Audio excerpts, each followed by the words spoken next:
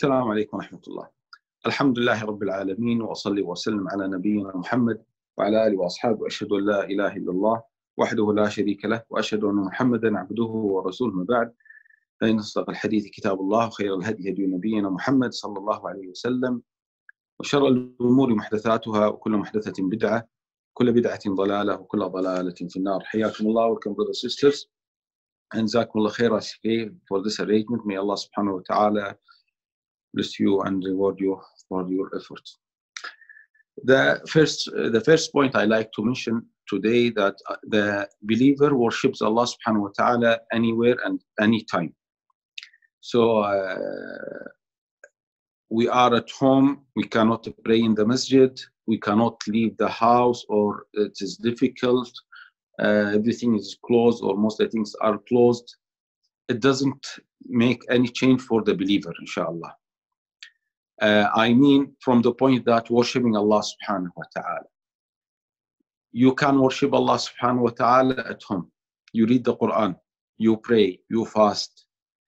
And the common saying of Shaykh al-Islam ibn Taymiyyah rahimahullah ta'ala, when his enemies put him in the jail or they try to punish him, he said, ماذا يفعل أعدائي بي? What my enemies are trying to do with me. He said, سجني خلوة وقتلي شهادة وطردي سياحة. If they try to kill me, then I will be a shaheed, I will be a martyr. If they put me in the jail, it is a good time for me to read the Quran and to reflect the Quran, to understand the Quran, to memorize the Quran. And if they kick me out, it is a good chance that I can see other countries. I can see the land of Allah subhanahu wa ta'ala. So this concept, the Muslim should have this concept. I mean, the concept that I worship Allah subhanahu wa ta'ala in any place. Yes, no doubt, we feel sorry when we see the masajid in front of us. We go to the jam'iyah, I mean, we go to the shops, and we see the masjid. We hear the adhan, but we cannot enter. It is Ramadan. We used to pray in Taraweeh with the Imam. We used to visit Mecca and Medina for Umrah to pray Taraweeh with the Imam of the Haram. Okay? No doubt. We feel very sorry because of that, but don't stop. Don't stop. Okay, you feel sorry, then I feel sorry and I sit at home and I cry all the time, or I criticize all the time, or I blame myself, or I blame the others. No, this is not the way. Okay, we feel sorry, we feel sorry. Of course, we should feel sorry when we see this situation. But also, alhamdulillah. But we should work hard to reach to the Jannah, Jannah al-Firdaus. And the next point, don't waste your time. I mean, we are sitting now at home, doing what? There is no job. Most of the companies, most of the government, I mean, the ministries are closed. Ministry of Health working, Ministry of Interior, okay? So sitting together, I mean, with the family or calling the friends and criticizing, wasting the time. What is the benefit? You call your friend, you call your brother, your sister, your father, your mother, whatever, and you say, Wallah, you are feeling sorry. This Ramadan is totally different. Okay, you said this to your wife. You said that also the same thing to your father, to your mother, to your friend, to your, okay? And everyone, you are talking about half an hour. Do you think that you will change anything if you speak and you, you criticize the situation or to show him that we are feeling sorry? What will you get from criticizing or just speaking and chatting with your friend in this topic? Many times. You know, when you speak with him, I mean, half an hour, you can finish one juz in half an hour. Switch off your mobile or keep it silent and open the Mus'haf. Open the Mus'haf or pray. You can pray. Now, for example, between Dhuhr and Asr, you can pray. Yes, you can pray. Make wudu and pray for Allah subhanahu wa ta'ala. Something general, praying. It is a worship, I mean praying. You make wudu and you pray. And especially at night, you can pray Qiyamul Layl.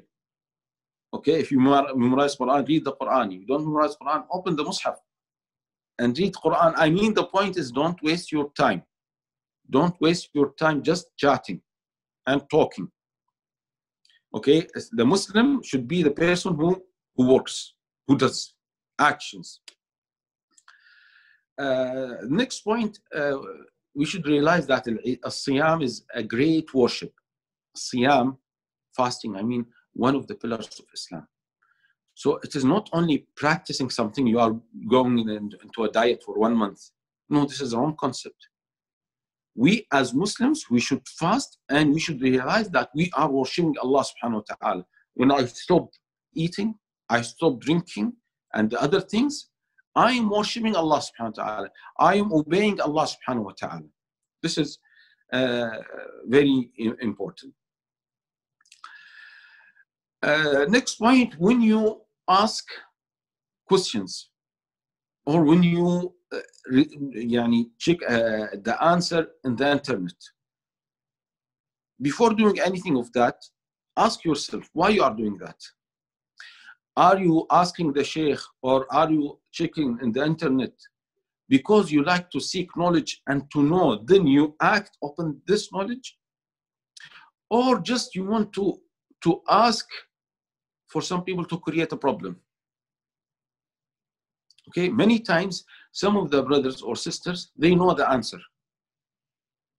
But every year they are asking the same question for many sheikh and discussing. Yeah, for example, what is the point now to ask Sheikh, Tarawih 8 rak'ah or 20 rak'ah? Okay, now I will ask you, what is your age? Allah, my age 45. You don't know the answer? I'm sure you asked this question maybe 100 times. And you read about this topic 100 times. But subhanallah, so for some brothers or sisters, they ask this question again and again. Please, if you are this person, try to stop asking this question. Why? Because already you know the answer. And sometimes, subhanallah, be careful. When you ask the question again and again, you will confuse yourself. Okay? I remember one of the brothers asked me a question. Then he said, I gave him the answer. Then he said, Sheikh, I'm confused now. Because I asked a Sheikh and the Sheikh said me something and now you said something else. Okay, if you ask a Sheikh and you got the answer, why did you ask me? And I'm sure this person will ask a third, fourth, fifth, forever. He will keep asking. Subhanallah. Allah subhanahu wa ta'ala says in the Quran, of course, I don't mean that asking is haram. But the point is, Allah says, فَاسْأَلُوا أَهْلَ الذِّكْرِ إِن كُنْتُمْ لَا تَعْلَمُونَ. Ask the people of knowledge if you don't know. So it means if you know, what is the point to ask? What is the point to ask? Khalas, for example, you ask the Sheikh, Sheikh, should I pay the zakah for the gold? I mean about the sisters. Sheikh, I'm using the gold for me. I'm using the gold. It is always with me, on my hand, or my neck, and on my daughters. Should I pay the zakat? Okay, khalas, maybe 10 years you ask the Sheikh and you trust the Sheikh and the Sheikh said, yes, you should pay the zakat. See, now, why you are asking every year? You got, and the Sheikh, maybe you ask the Sheikh and the Sheikh explained to you and he mentioned the proofs for you. Khalas, no need. Ask something different. Ask something different. Okay? But for example, if you are a person who likes to be a scholar, or you want to be a mufti, you like to be a teacher, of course, you need to make research and you have to read many books. You have to ask the shuyukh and you should know the different opinions and what are the proofs and to come to conclusion. This is a different story. I don't mean this type of people. I mean the general Muslims who like to practice Islam in a simple way without any confusion and without spending, they are busy. I mean, to be scholars, not everyone has the time to spend hours and hours to make research. Okay, so I'm talking about the general Muslims, the public. Okay, I like to Yeah, for example, my mother, my father, the old people, okay, the busy people, doctors, engineers, okay, they like to get the point. Sheikh, should I pay the zakat now or later? Is it okay to pay the zakat in advance or not? My father cannot fast. How can I feed the poor people? That's it. That's it. You ask one time, khalas. Khalas. No need to ask every time. Also, next point about the siyam, yani, the sunnah that you break your fast as soon as possible. When you hear the adhan or when you notice the sunset, break your fast. لا يزال الناس بخير ما عجل الفطر. People are still in a good state when they do the breakfast early. In a hurry, it means not before the sun rise. When the sun completely, the sunset, when the sun completely disappeared, then you break your fast. Should I wait 2 minutes, 3 minutes, just to make sure? Yani some people, what is their concept? Already I am fasting 14 hours or 15 hours. So what is it? No problem if I wait 1 minute. Okay, why you like to wait 1 minute? Just to make sure, yani, just to be safe. Okay, and also the same thing, the suhoor. Okay, the pre-dawn meal. People say, yeah, no problem. We are fasting 14 hours, so I like to stop 5 minutes before the adhan, just to be safe. Alhamdulillah, I did everything. I ate my suhoor, I ate dates, I drank water. Alhamdulillah. طيب? We tell them no, this is not allowed, and this is bid'ah. This is bid'ah. The sunnah, you delay your suhoor. You make your breakfast early. What is the time of the breakfast? The sunset. Adhan, Maghrib. What is the time of fasting? Al-Fajr. So you have the permission to eat until Fajr. Until Fajr. So what is common now, that 10 minutes before the Adhan, you stop eating and drinking? This is bid'ah. You don't have any proof from the Quran or Sunnah.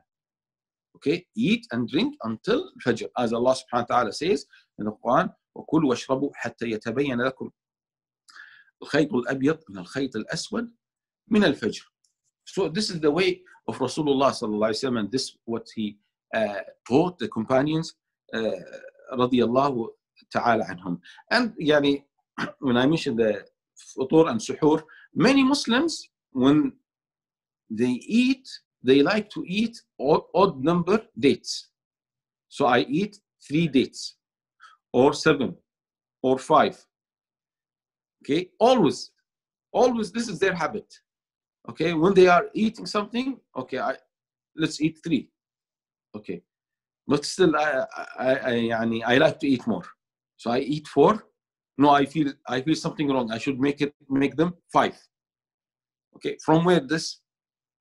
Because it should be odd. It should be witr number. Witr means odd number. It is not sunnah. Shaykh Al-Taymiyyah rahimahullah mentioned this clearly. This is not sunnah that when you eat the dates at the time of futur or the time of suhoor, I should make them odd number. Okay, eat 2, 4, 8, 10, 1, 3. No, eat what do you need. Okay, the point is to eat the dates at the time of futur and at the time of suhoor, at the time of the breakfast, also at the time of the pre-dawn meal. Okay, so this concept, yani, I know, brothers and sisters, many times when we check ourselves, okay, you'll find nothing. I mean, you'll not find any proof for that. Okay, you'll not find any proof for that. Yani, certain things, wallah, we are doing that automatically, and we feel this is good. But if you ask me, what is your proof? Huh? Wallahi, my proof, my parents. This is not enough in Islam. Islam is not enough. Khalas, I used to eat 3 or 5. This is the way. Okay, this is the way from way. If it is from Quran, Sunnah, we have to follow. But if there is no proof, don't do it. Don't do it. And don't oblige yourself to do it. Also, يعني one of the points that I mentioned, because now we are praying at home. So take the chance to do the sunnah. The sunnah, I mean regarding the Isha prayer. And also tahajjud. The sunnah is to delay al-Isha. I'm repeating this point many times, and still some people feel something wrong if I delay al-Isha. Yeah, for example, here in Kuwait, what is the time of Isha? It is about 7:30, okay, or 7:40. And what is the time of the midnight? It is about 11:15. 11:15. This is the midnight. So all of this time, I mean from 7:30 until 11:15, this is the time of Isha. The sunnah to delay the Isha, as the Prophet ﷺ mentioned in the hadith. Until when you delay from about from 9:30 until 11:15 or 11. Yani after the first third of night finished. You can divide the night. How can you know this is the first, the second, the third? This is important. Why? Because dividing the night into thirds and also into halves, this will help you to know what is the last part of the night, because this is when Allah subhanahu wa ta'ala yatanazzal, he comes down subhanahu wa ta'ala in a way, Allahu a'lam, we don't know the way, but we are sure that he's doing that. Then Allah subhanahu wa ta'ala will tell us, هل من داع فاستجيب له هل من سائل فأعطيه. Anyone is asking, then I can answer him. Anyone is making dua, I can answer his dua. Okay, so how to calculate the night? From Maghrib, from the sunset until Fajr, not until the sunrise. So in Kuwait, the sunset 6:20, about 6:20. And let's say 6:30. And the time of Fajr, let's say 3:30. So how many hours? How many hours? 3 hours. Sorry, 9 hours. 9 hours. From 6:30 Maghrib until Fajr 3:30. So how many hours? Okay, 9 hours. So how to divide it into 3, 3, 3. 3, 3, 3. So from 6:30 until 9:30, this is the first third of night. The second from 9:30 until 12:30. Then the last third from 12:30 until 3:30 Fajr time. Okay, what is the midnight? The midnight, it is about 11. Okay, I'm giving approximately. It is about 11. طيب, يعني if you calculate the Isha, exactly the midnight will be 11:10 or 11:15. So it's better to delay al-Isha after 9:30. I mean between 9:30 and 11 or 11:15. Okay, because the Prophet ﷺ one day or one night delayed al-Isha, and the children slept, and people tired. Why? Because they were not like us. I mean, the system of the life was not like our life now.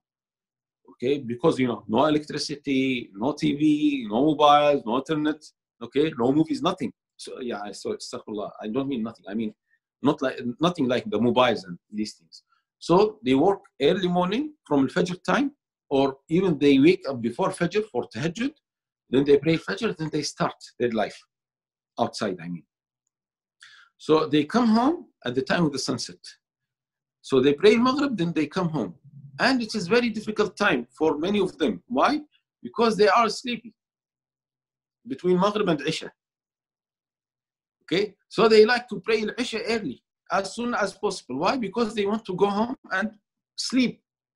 So one day the Prophet ﷺ delayed Isha almost until the half of the night.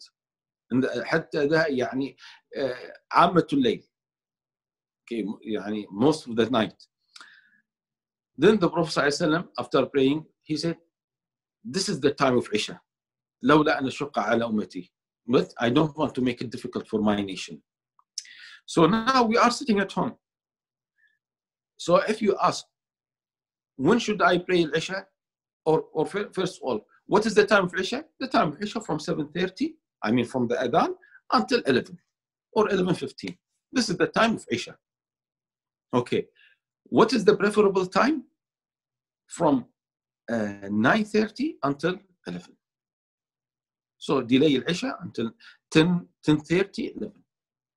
Pray Isha this. So take the chance to apply the Sunnah and tell that I'm delaying Isha, not because of some job, not because, no, because I like to apply the Sunnah. Take the chance, brothers, sisters. Okay, I mean, sorry, especially the brothers, because the sisters can do this anytime. Even when the masajid are open, they can delay Isha. Okay, but for us, I mean the brothers, the men, because we used to pray in the masjid and we stick to the jama'ah after 10 minutes of the adhan or 20 minutes, but now the masajid are closed, so take this advantage. It's not advantage that the masajid are closed, but I mean because we cannot pray in the masajid, they are closed, so you can't delay. You can't do the sunnah now. So delay Isha until the midnight. Okay, what about the Taraweeh? What about the Taraweeh?